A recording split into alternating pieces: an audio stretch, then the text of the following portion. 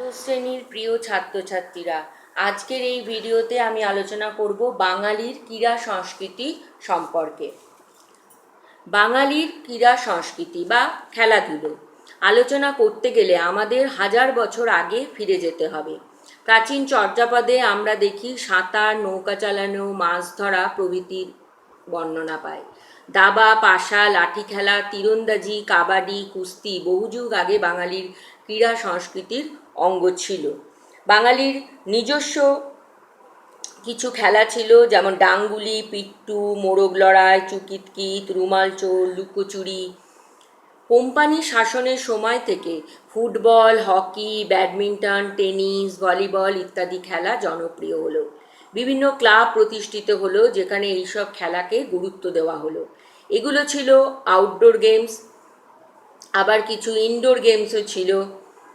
আস্তে আস্তে বাঙালির মধ্যে এই খেলা জনপ্রিয় হলো। বাঙালি ভালোবেসে এই খেলাগুলোকে নিজের করে নিল। জনপ্রিয়তায় ফুটবল সর্বপ্রথম স্থান অধিকার করলো। তারপর ক্রিকেট, ভলিবল, বাস্কেটবল খেলা জনপ্রিয় হলো। শরীরচর্চার সম্বন্ধে সচেতন হয়ে বাঙালি কুস্তি, কাবাডি, সাঁতার এগুলোকে আপন করলো এবং জনপ্রিয় করে তুলল। আর বাঙালির কুস্তি চর্চার এখান থেকে যেটা বড় প্রশ্ন যেগুলো করতে হবে তার মধ্যে গুরুত্বপূর্ণ হচ্ছে যে বাঙালির কুস্তি চর্চার সংক্ষিপ্ত পরিচয় দিয়ে গোবর গুহর অবদান আলোচনা করো। 5 নম্বরে প্রশ্ন থাকবে, কুস্তি অতি প্রাচীন খেলা। মহাকাব্যগুলিকে এই খেলা মল্লক্রীড়া নামে পরিচিত ছিল। ভীম, দুর্যোধন, বলরাম, সুগ্রীব, হনুমান সকলেই মল্লযুদ্ধে পারদর্শী ছিলেন, আমরা সেটা জানতে পারি। আধুনিককালে ভারতে কুস্তি চর্চা শুরু হয় বরোদায়, আর বাংলায় কুস্তির প্রচলন করেন মহারাজা নৃপেন্দ্র নারায়ণ এবং মুর্শিদাবাদের নবাব। মহারাজার চেষ্টায় ভারতে প্রথম বিশ্ব কুস্তি প্রতিযোগিতা অনুষ্ঠিত হয়, যেখানে শ্রেষ্ঠ কুস্তিগির হিসেবে স্বীকৃতি লাভ করেন করিম বক্স। ঊনবিংশ শতাব্দীর শেষার্ধে কলকাতা শহরে কুস্তিগির অম্বিকাচরণ গুহর নেতৃত্বে বাংলায় কুস্তি জনপ্রিয় হয়ে ওঠে। জোড়াসাঁকো ঠাকুরবাড়িতেও কুস্তি চর্চার প্রচলন ছিল। স্বাধীনতা সংগ্রামীরাও বিভিন্ন আখড়ায় গিয়ে কুস্তি চর্চা করতেন। আমরা জানি হেদুয়ার কাছে সিমলা ব্যায়াম সমিতি সহ বেশ কিছু কুস্তির আখড়া ছিল।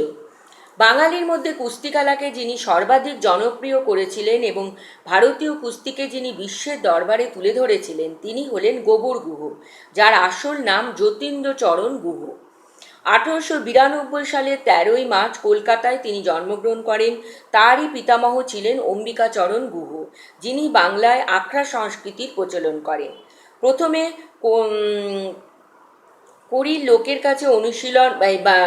বাড়ির লোকের কাছে অনুশীলন শুরু করলেও পরে তাদেরই আখড়ায় কর্মরত নামকরা কুস্তিগির খোলসা চৌবে ও রহমানি পালোয়ানের নিকট কঠোর অনুশীলন শুরু করেন। 1910 সালে 18 বছর বয়সে লন্ডনে জন বুল সোসাইটির আয়োজিত কুস্তির এক বিশ্ব চ্যাম্পিয়নশিপ প্রতিযোগিতায় ব্রিটিশ ভারতে তিনি প্রতিনিধিত্ব করেন। 1912 সালে ইউরোপ যাত্রাকালে তিনি প্যারিসের একটি কুস্তি প্রতিযোগিতায় বিশ্বের প্রথম কৃষ্ণাঙ্গ হেভিওয়েট বিশ্ব চ্যাম্পিয়নের বিরুদ্ধে লড়েন। 1921 সালে প্রথম এশীয় ব্যক্তি হিসেবে মার্কিন যুক্তরাষ্ট্রে অনুষ্ঠিত বিশ্ব লাইট হেভিওয়েট চ্যাম্পিয়নশিপ জেতেন। 1929 সালে কলকাতার পার্ক সার্কাস ময়দানে ছোট গামার সঙ্গে তার স্মরণীয় লড়াই হয়। 1944 সালে পেশাদার কুস্তি থেকে অবসর গ্রহণ করেন তিনি ভারতীয় কুস্তি রীতিতে বহু নতুন প্যাচের উদ্ভাবন করেন, যেমন ধোকা, তারপরে গাধানেট, ঢিব্বি, ঢাক, টাং, পাট, ধোবা, পাটা, কুল্লা এগুলো। তার সর্বাধিক প্রচলিত প্যাচটি হলো রদ্দা। গোবর গুহে বাঙালি যুবকদের মধ্যে কুস্তির অনুপ্রেরণা তৈরি করেছিলেন। এবার আসছি বাঙালির ফুটবল চর্চার সংক্ষিপ্ত ইতিহাস নিয়ে।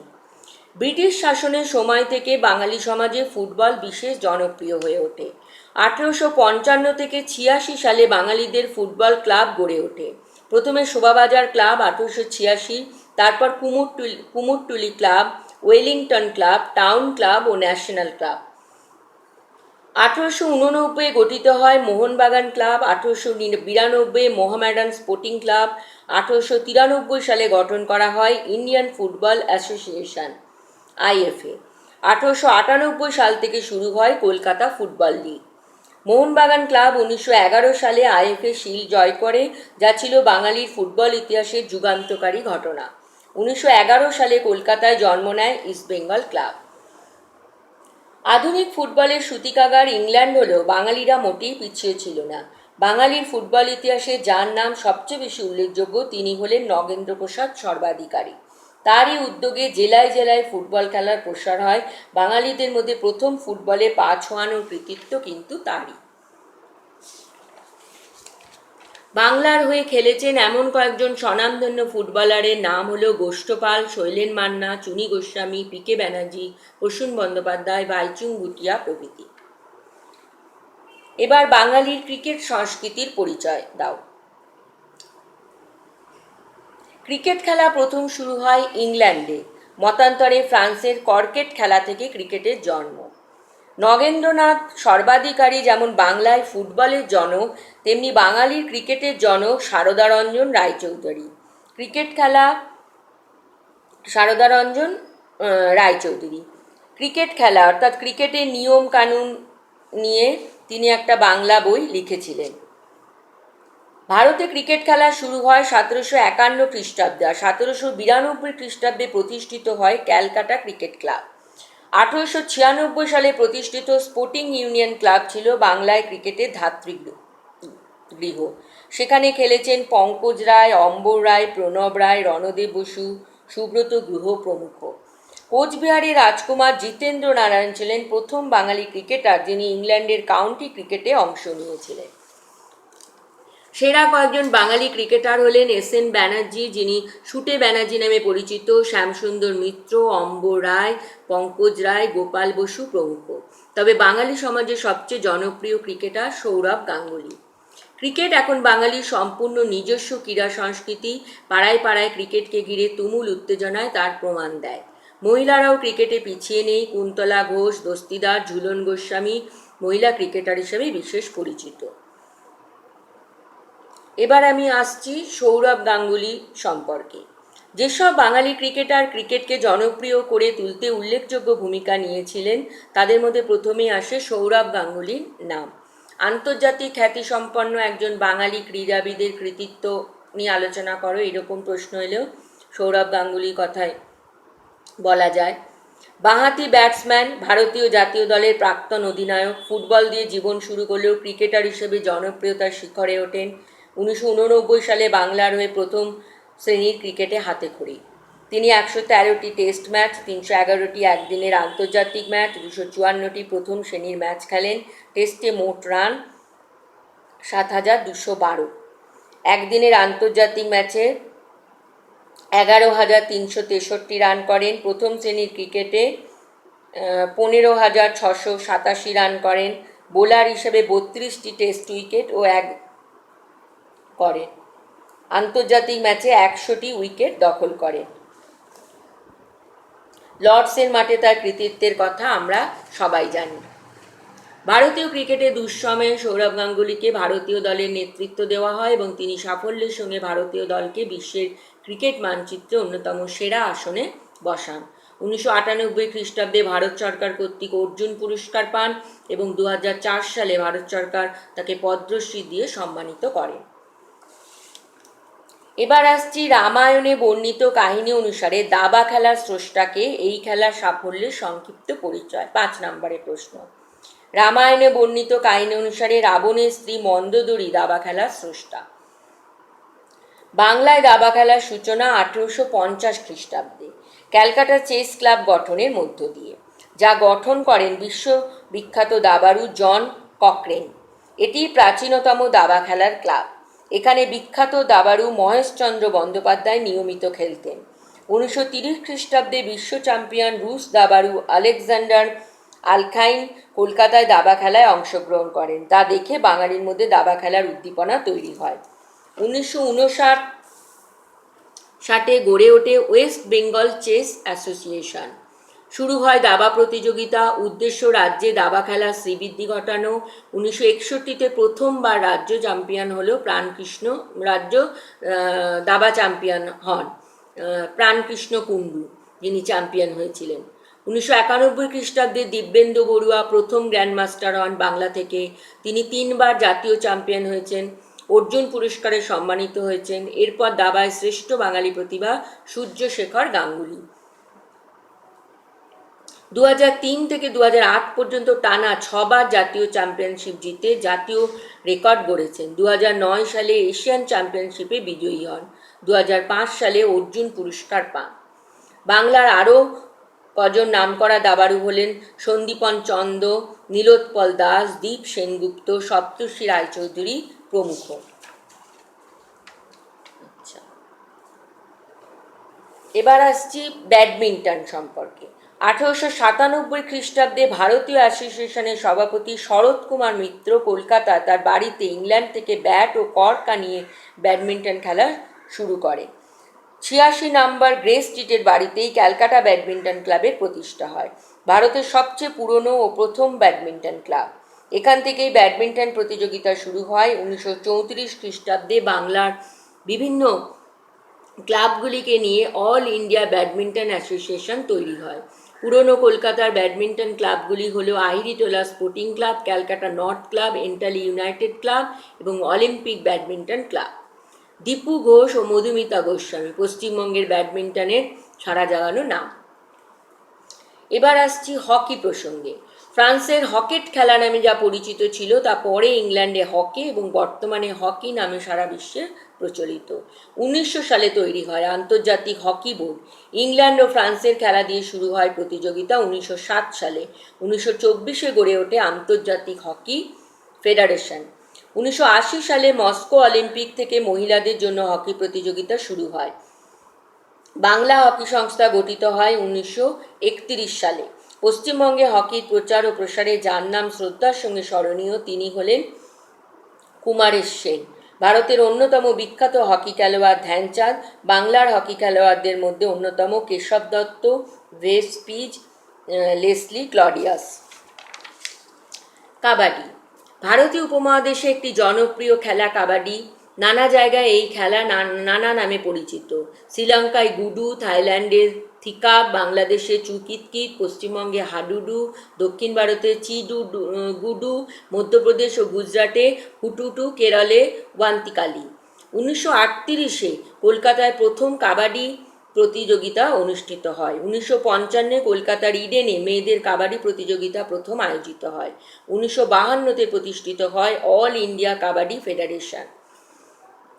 1980 সালে কলকাতায় প্রথম এশিয়ান কাবাডি প্রতিযোগিতা অনুষ্ঠিত হয়। নারায়ণচন্দ্র ঘোষ পশ্চিমবঙ্গে কাবাডির প্রসারে গুরুত্বপূর্ণ স্থান গ্রহণ করেন। ভূপতি মজুমদারের সভাপতিত্বে ও সরোজ মোহন রায়চৌধুরীর সম্পাদনায় 1951 খ্রিস্টাব্দে পশ্চিমবঙ্গে কাবাডি অ্যাসোসিয়েশন গড়ে ওঠে। ফণী ভট্টাচার্য, অচিন্ত সাহা, রণজিৎ ধর বাংলার কাবাডিতে উল্লেখযোগ্য নাম। আচ্ছা, এগুলো আমি কিন্তু ইম্পর্টেন্ট পয়েন্টগুলো তোমাদের বলে দিলাম। তোমাদের কিন্তু পুরো খুঁটিয়ে পড়তে হবে, লাইন ধরে ধরে পড়তে হবে। আর তোমরা যদি ইম্পর্টেন্ট পয়েন্টগুলো পয়েন্ট করে নাও তাহলে দেখবে তোমাদের মনে রাখতে খুব সুবিধা হবে। আরও খেলা যেগুলো আছে সেগুলো পড়তে হবে। সাঁতার, তারপরে লং টেনিস, টেবিল টেনিস,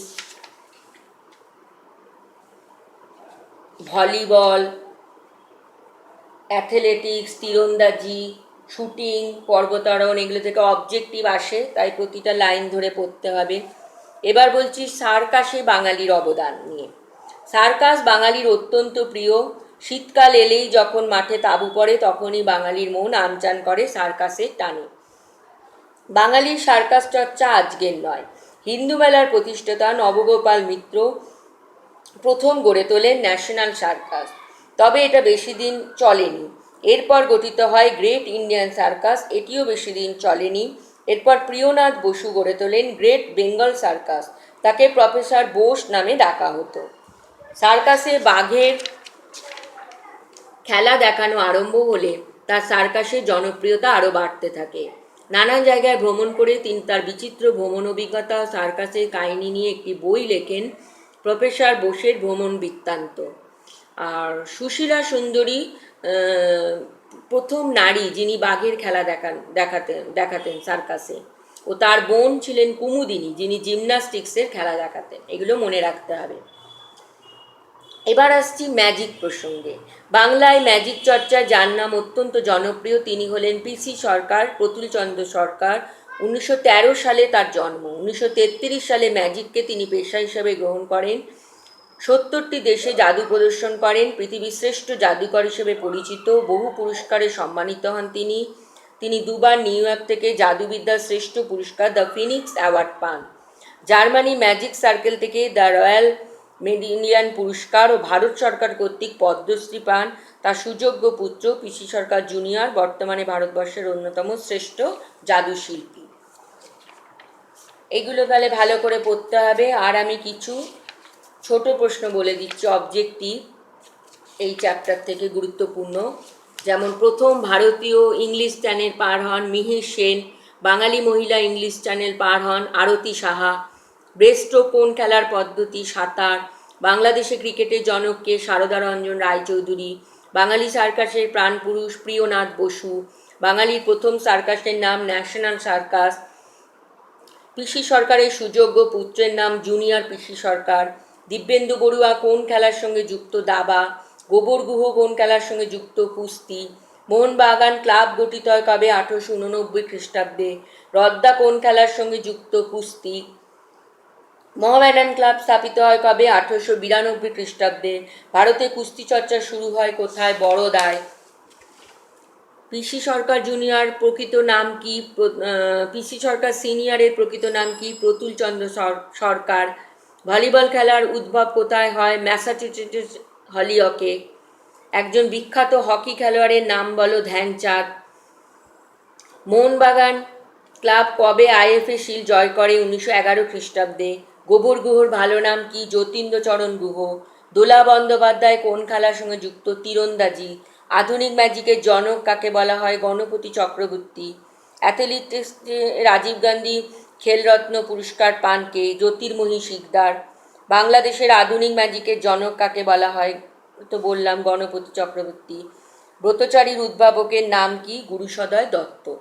তাহলে এগুলো এই চ্যাপ্টার থেকে কিন্তু গুরুত্বপূর্ণ তোমাদের করতে হবে।